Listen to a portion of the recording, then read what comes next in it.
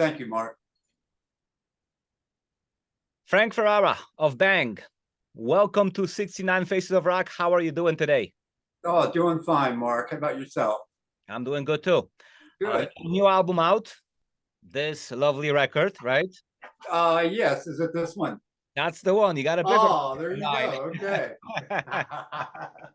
It looks great, doesn't it, Mark? It looks great either way. Tell me about the creation process for Another Time. Oh, Another Me. Mark, we started about 2.5 years ago, and we just wanted to get one more album out there. It's been a while. It's been about 18 years since our last record in 2005. And we decided to go for another one. The problem was the pandemic hit, so we had to pretty much do it remotely, which was really strange, just doing all my parts here and Frankie doing his guitars in Virginia and our drummer in a different part of the state. But it really came out cohesive, and it sounds like we're in the same room, and we're really thrilled with the way it came out, and we're really proud of it. Why the title Another Me? Are you reinventing something here?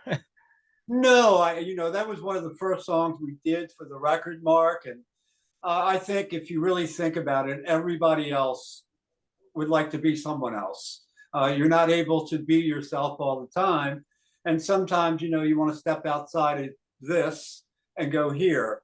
The Another Me just seemed like a good title for the album, because it is another me. We've written all different kinds of music over the last 50 years, and we decided to go back to our original sound of just in-your-face rock and roll, and I think we strive to do that, and I think we did it. Another Me just seemed like just a good title for it. We just all liked it and decided that's what it is. And what reactions is the album getting so far?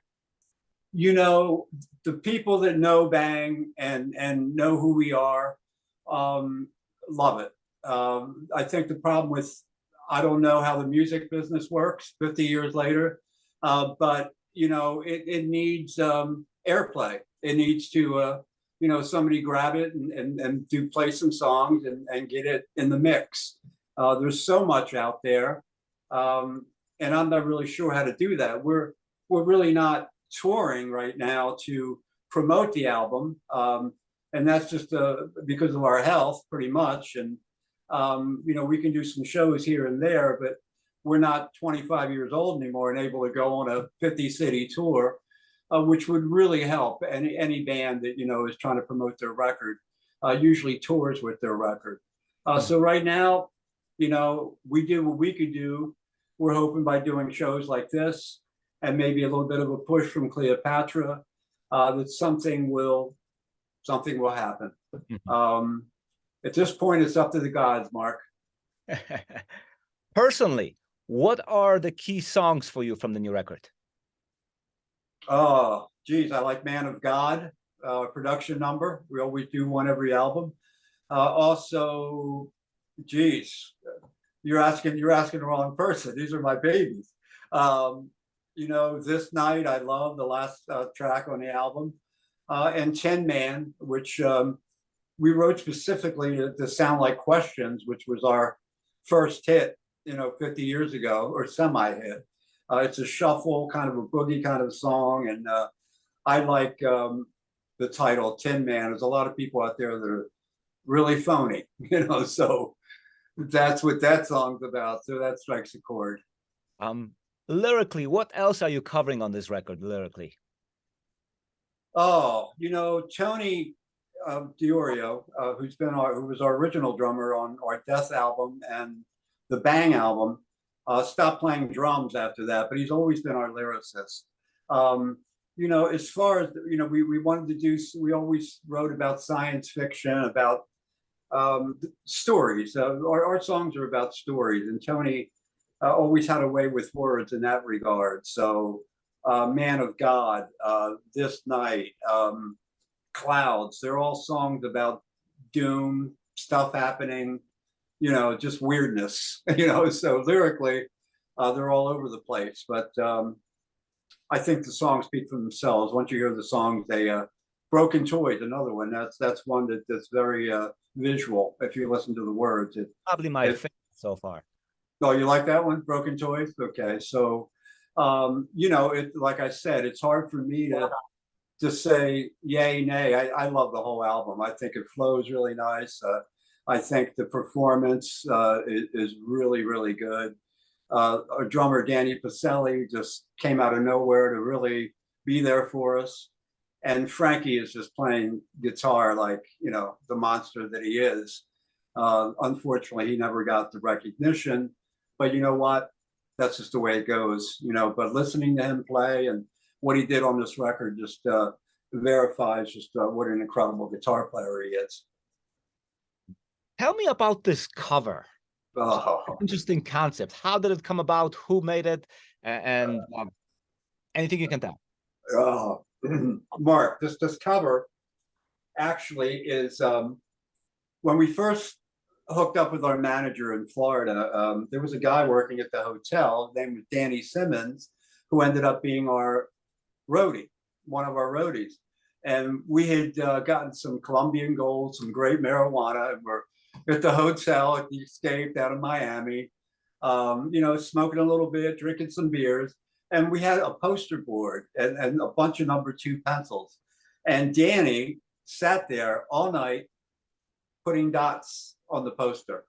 And he had 3 pictures. If you see, there's a picture of me over here, Frankie over here, and Tony here at the bottom. I don't know if you could see that. I'm looking but at yeah, but he incorporated it. And it was actually just black and white, you know, at that point. Danny was also responsible, Mark, for the Bang Girl, which I think if you open up the CD, the Bang Girl is the actual CD.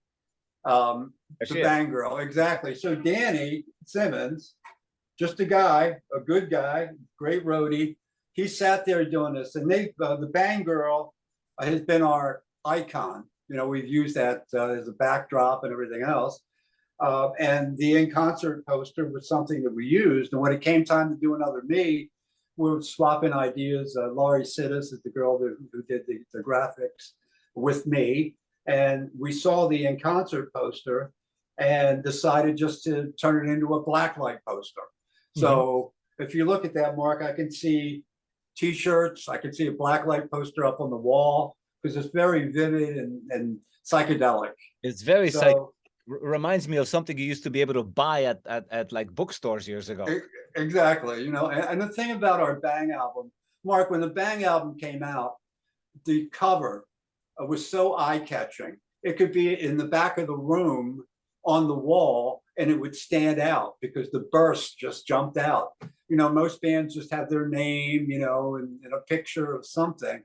But the fact that the burst, as far as marketing, if you want to get that end of it, it basically jumped out at you. And I kind of feel that this one does the same thing. Looking at it, it catches your eye, and you can study it for a while and you know, use your imagination. Because there's all kinds of little stuff in there that I'm going to tell you what it is. Now, you mentioned a little bit about some possible shows, plans. So what general plans do you have for this record? Mark, you know what? It's hard for us just to go out and tour day after day. We're hoping to do some one-offs, possibly, maybe some major shows. Again, that's gonna just be a matter of if the record just grabs somebody. You know, we're open to doing shows, but just not any shows. We want to do something substantial. You know, it's a lot harder to get up and go every day when you're in your 70s. So it was a lot easier before, but you know, we want to continue to play, and hopefully something will open up with hopefully a little bit of success for the new record.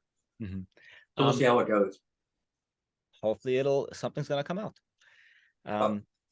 In your opinion, are you still faithful to the influences you came with back in 1970? You know, Mark, influences are something that's really iffy. You know, everybody has favorites growing up, but you never intentionally write You know, we never wrote to sound like anybody else. You know, people always say the American Black Sabbath. Hey, we love Black Sabbath. But when we did the Bang album, we weren't thinking to sound like Black Sabbath. They were just one of our influences. Mm-hmm.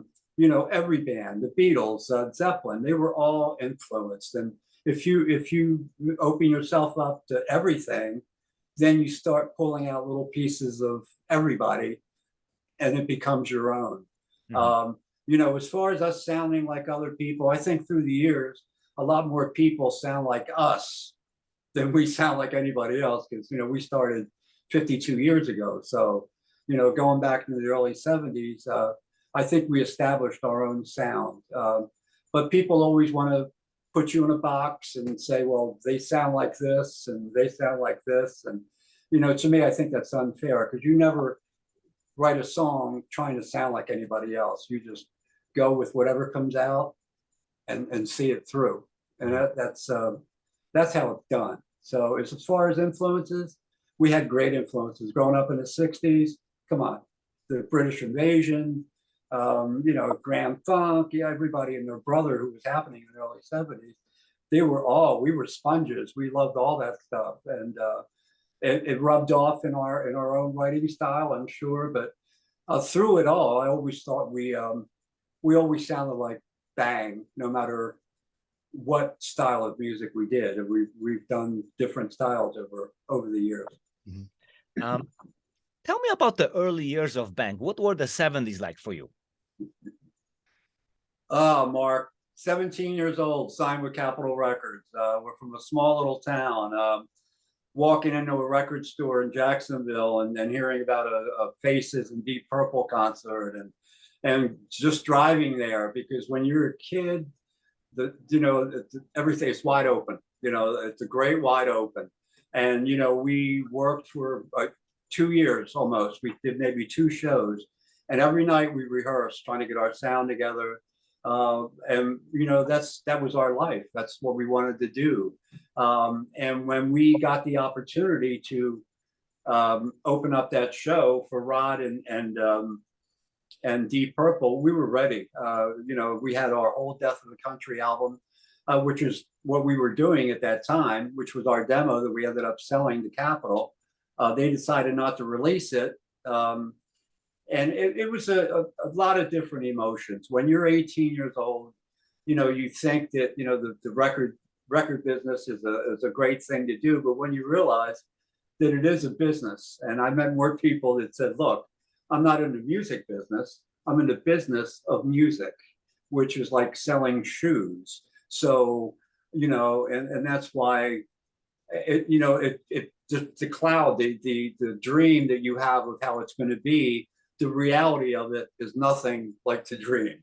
Okay, because when the reality comes in and you realize that there's just a bunch of number crushers behind you, kind of pulling the strings. I mean, you know, we had a pretty substantial hit, and it just so happened that the president of Capitol Records, who signed us right between the Bang album and the Mother album, he was let go by Capitol.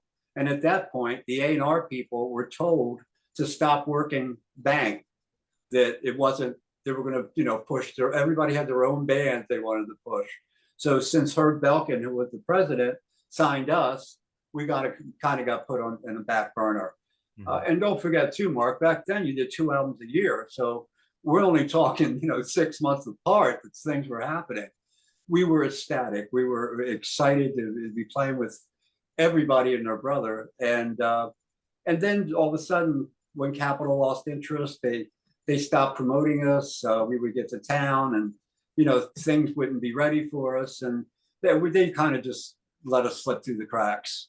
Mm-hmm. And at that point, we're musicians, you know, we're not business people.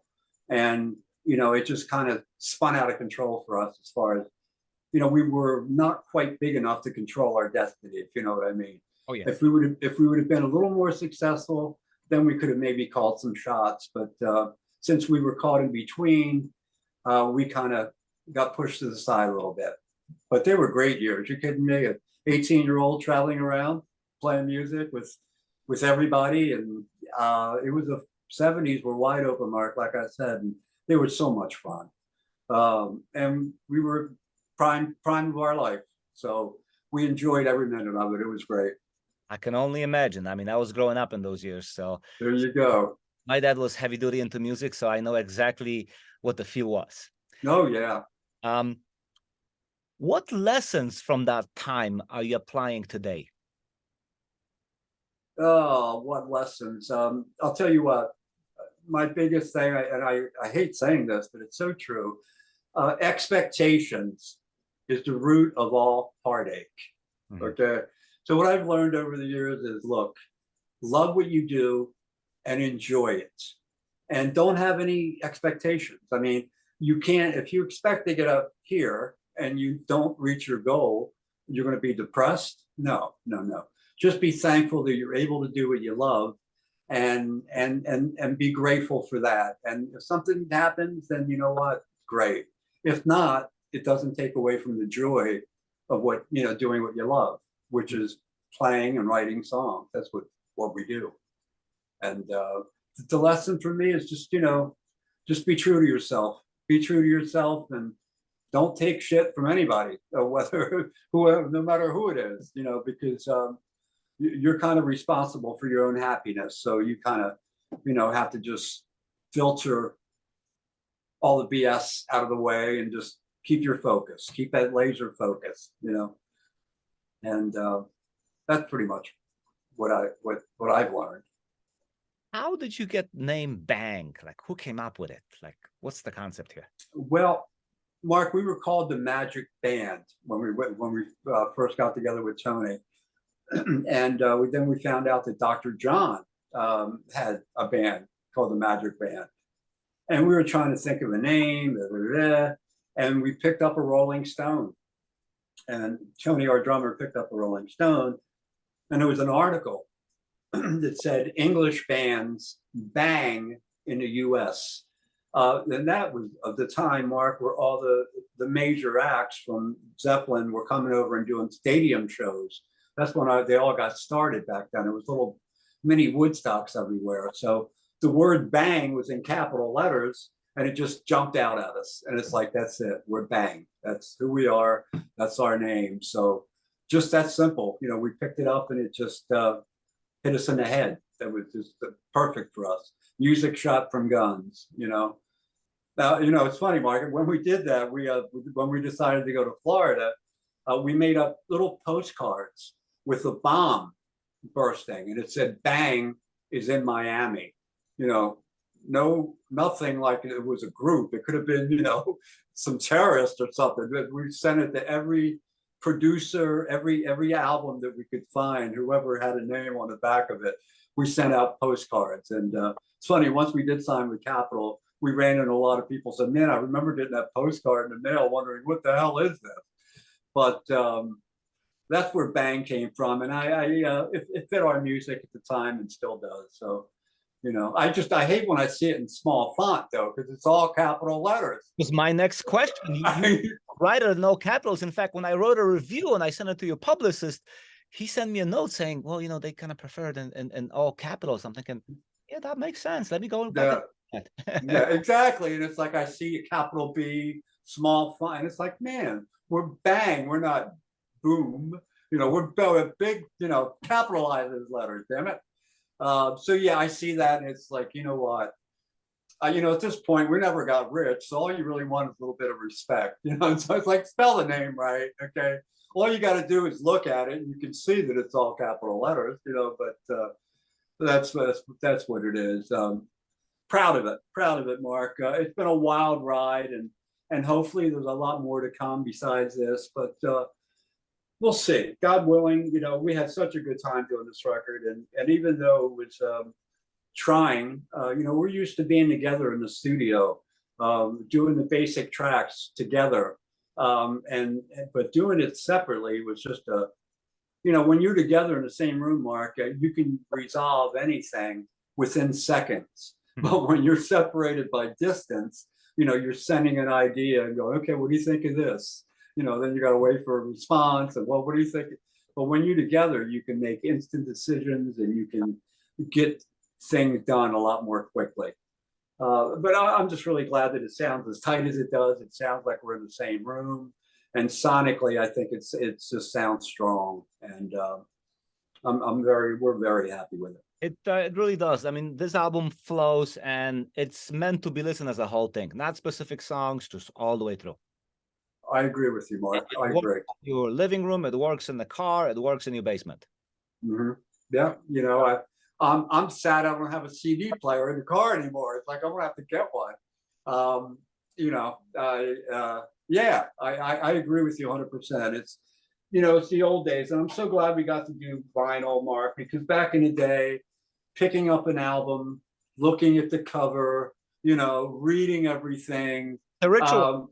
That it was a ritual. Not only that, I used to, you know, roll a couple of doobies on that mother. I mean, that was the thing, you know. I'm sure your dad taught you how to do that, but so yeah, the fact that vinyl has become kind of a thing again, you know, thrills me to no end. I'm a vinyl guy. Those little, you know, the little crinkles that you hear in the beginning are just really, that's a record, you know, that's a record. It does have its charm. I think I went back and forth, and at one point I stay with CD. I'm thinking I need to go with one format because it can go crazy. However, Yeah. I have special affection to vinyl because that's what was present when I was growing up. Sure. Plenty of old records from my old collection. So you need to get a vinyl of Another Me then, Mark. Sounds like. Hello. Possibly I need to, right? There you go. We're gonna have to work on that. Speaking of older records, is your old catalog still in print? Yes, it is still in print. Pardon me? Are you in charge of it? We're in charge of everything but our Bang album. Mm-hmm. Yeah, we have, actually, Mark, we have an album for each day of the week. The Other Me is our 7th, and we're in charge of 6 out of the 7. So we ended up working a couple things around the Bang album that enabled us to do the new record. So yeah, we're in charge of it. And again, we had reissues done through Smart Records out of Finland when we went to Europe for a couple times in 16 and 17. We went to Europe, so we were able to have our entire catalog in vinyl. So we had merch when we went to Europe. And what was it like to play Europe? Because I believe you never went to Europe back in the 70s. No, it took 45 years, Mark. You know, that was so profound. The fact that we were 6,000 miles from home, and people knew who we were. They knew our songs. They sang the songs with me. They knew the words better than I did. You know, as a musician, Mark, all you want is to be able to play and reach people. And when we went to Europe, and the crowds were just so loving, just so open, it was reaffirming. It made me realize that when I was 13 years old and I wanted to play music and wanted to be, you know, have an original band, that here we are. We're in Sweden, we're in London, we're in Paris, we're in Berlin, and there's people that know who we were. And we never really knew that. I mean, you know, we knew we were big in certain sections. Our popularity, most of it happened basically after we got pulled into the doom metal genre of music. You know, that's basically when we became a little more known. Yeah, Europe was just, I don't know. I always say that they're more, they seem to be more loyal. You know, America seems to be flavor of the month, you know, or flavor of the week. But it seems like Europeans, once they find you, it seems like they hang on to you longer. They're loyal. And when we played Stockholm, Mark, there was 20-year-olds to 80-year-olds, 60 years of people that loved the band. And when you think, oh my God, as a 20-year-old, he wasn't even born yet, you know, and here's somebody that was around. So it was it was reaffirming, and it made us realize that we made the right decision, and it was wonderful. Enjoyed every second of Europe, and hopefully we'll get a chance to go back. That'd be great. That's absolutely fantastic. I'm actually European myself. I didn't move to the United States until 1984. I grew up in Poland, and Okay. like you said, once we find you, you're with Yeah. us till the end. Yeah, and you know what? Every country should be like that. The world should be like that. If there was more of that, I think it'd be a better place to be. You know, The passion for music out there is unbelievable. I mean, channel like MTV would not survive telling you, "Oh, your music is no longer good." more, you know, music is the universal language. I mean, you know, that's when you go to these shows and you see so many different ages of people. What brings them together? The music. The music is the universal language that bonds everybody. You know, I think Paul McCartney might have said something. Music is frequencies, different frequencies that go through the human body and that bring joy to the body. That sounds weird, but I think what he's trying to say is that's what music is. I mean, I've always been a Beatle fan my whole life, and here I am at 70, Mark. I find myself listening to them and crying to some of the incredible songs that these guys were able to write in 7 years. My God, I don't even think they have. I know every song they ever did, and one is always better than the other one. You know, they're like equal, and to be able to write almost 300 songs in 7 years, it's just mind-boggling. But they were the exception. But they were the, you know, they were the golden rule as far as, you know, what it was like and what, you know, what you had to do to be famous, and the fact that they were so prolific, and the fact that there was 4 guys in a small little town that got together and changed the world. You know, that'll never happen again. They'll never. I mean, Beatles broke up 50 years ago, and their influence is still unbelievably strong. It's Mark. It's funny. I finally got to see McCartney last year in Baltimore, Maryland, and I think he was right before he turned 80. 3-hour show, Mark. You think the guy would take a break? He had 1 sip of water. Okay, the roadie brought his bass out, you know, or gave him his Les Paul. He took 1 sip off of a cup of water, and that was it the entire show. He did almost 35, 40 songs. 3 hours he's up there. He's 80 years old. I've experienced it back in, I want to say 2014, August. Okay.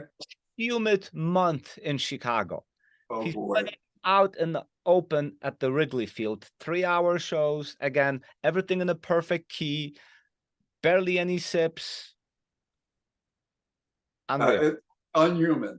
You know, it boggles my mind. You know, what a joy. You know, it's funny thinking about them, Mark. It seems like Paul is the only one who would have kept doing it. You know, I mean, he's touring again. He's almost 82. I don't think John or George would have stayed touring all the time. It seemed like that's all McCartney loves to do. You know, that he just loves to play, and it really shows. I mean, you know, the Camden Yards down in Baltimore, the entire place, Mark, was just a love fest. You know, everybody singing every song that, you know, he would pull out, and the fact that he pulled so many, you know, great Beatles songs. And when he did I Got a Feeling, and John appeared, you know. Come on, man. Are you kidding me? Yeah. You know, you can't make that stuff up. It was just incredible. And if that wasn't enough, the funniest part of the show, they would have a close-up on this girl. She must have been 6, 7 years old, and she's holding a sign, "Marry me, Paul." I know. You know what I mean? I mean, who else could, you know, reach so many age groups? And, you know, again, they're my joy. And I find myself, like I said, you know, listening to them, and, you know, and I try to pick apart, you know, some of the stuff, but you can't pick apart anything. I mean, they were just so, you know, innovative. They were just so ahead of the curve, and all of them, you know, say what you want. Lennon was phenomenal. Harrison the same way, and McCartney continued. I think I read somewhere, Mark, where he has 56 albums out in his lifetime. Mhm. Think of that, 56 freaking albums by one man. I mean, that's pretty. I mean, that's pretty intense. And I have them all probably.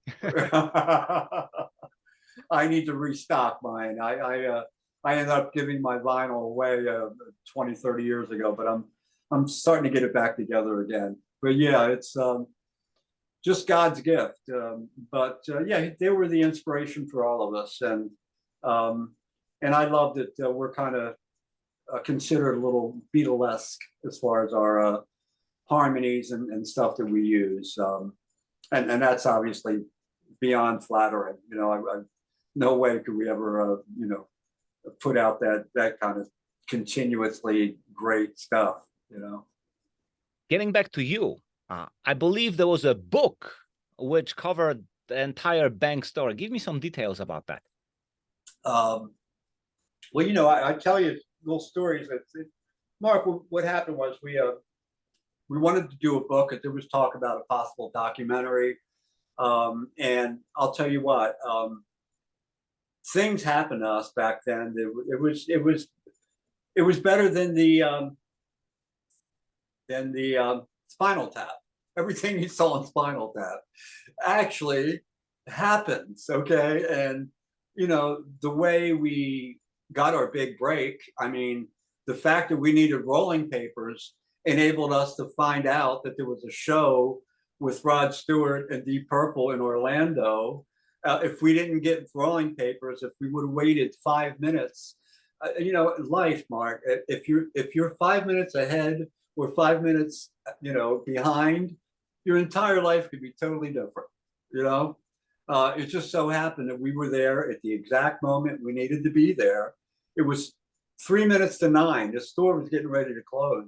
We begged the long hair guy behind and said, please, just all we want is paper. And when he let us in, that's when we saw the, you know, the billboard of a show. And he said, well, that's an old poster. He says, but Rod and, you know, and Deep Purple are playing in Orlando. Why don't you go there? Maybe they'll let you play. Being a wise ass, obviously, but we just went into our campground and we're smoking and drinking some beers. Like, what the hell? Why don't we go there? Let's go there. We'll force ourselves to play. And the fact we were able to drive our station wagon and a U-Haul with all our equipment behind the auditorium in Orlando, no security, Mark, nothing. We were able to pull the station wagon right behind the auditorium, walked in, Showco setting up the stage, the PA. Nobody's stopping us, right? We kept walking and walking, and we're waiting to get arrested, but nobody stopped us. We saw a door at the back of the auditorium. We knocked on the door. Mark, the janitor could have opened up the door. Okay, no. The promoter of the show opened up the door. And he's looking at us, and we said, we're Bang, we're from Philly, we're the best fucking band in the world. We want to play tonight, okay? And he looked at us and said, you have your stuff? And we said, right out in the U-Haul. He says, well, set it up. I want to see what you got. And we set up, we played about 3 or 4 songs. He said, you know what? You guys sound pretty good. I'll let you open up the show. And Mark, back then, all the bands would set up in front of each other. So we had about 2 feet of stage at the very end to where we had no roadies. We'd set up our amps and we played a half hour while the people were coming in. Because back then they would play cassettes, you know, before the concert would start. So instead of a cassette, here we are doing our Death of the Country album, you know. And this was only 2 days after we left Claymont, Delaware, with no friggin' idea where we were going, what we were doing. We were just going to Miami to make something happen. And here we are, you know, day 2, 48 hours later, we're in front of, you know, 8,000 people, you know, and we did that show. We're backstage, and you know, Rick says, oh, Rick Bowen was our the promoter who turned out to be our manager. He says, I'm doing a show with Steppenwolf in Richmond next week. You guys want to play the show? It's like, dude, yeah, we want to play the show. So within a couple of months, Mark, you know, stuff happened to it. Puerto Rico, a couple crazy emergency landings on airplanes. When we played Bull Island, a soda pop festival, All the bands had not showed up. We were actually the last band to play, and people were so furious that Black Sabbath and a few of other bands didn't show up. They actually burnt the stage down pretty much right after we got off stage. We were lucky enough to get our last amplifier off the stage. So the Bang story is just a collection of just the crazy ride we had, you know, the situations that you know, that faced us. I mean, we should have been dead through, you know, 2 or 3 times, but here we are. So the Bang story was just, I contacted somebody that was local, outside of Philadelphia, and I said, look, do you know any ghostwriters in Philly? And he says, yeah, I know a couple people. He says, I'll give you some names. And 5 minutes later, he calls me back. He says, wait a minute. He says, is this Frank Ferrara from Bang? I said, yeah. He said, man, I'm a big fan. I used to listen to your stuff growing up. So out of that, he happened to have a publishing company. And basically we did the Bang story, which was our start and all the way through to when we finished with Capitol Records. So hopefully there'll be one more chapter on that book in the future here. But it's a great read, and it's very factual, and there's just some cool stories in it. Is the book still available? Yes. Okay. The Bang story. Yep. Amazon. Everything's available on Amazon. You can get everything on there. So yeah, it is available. The Bang story.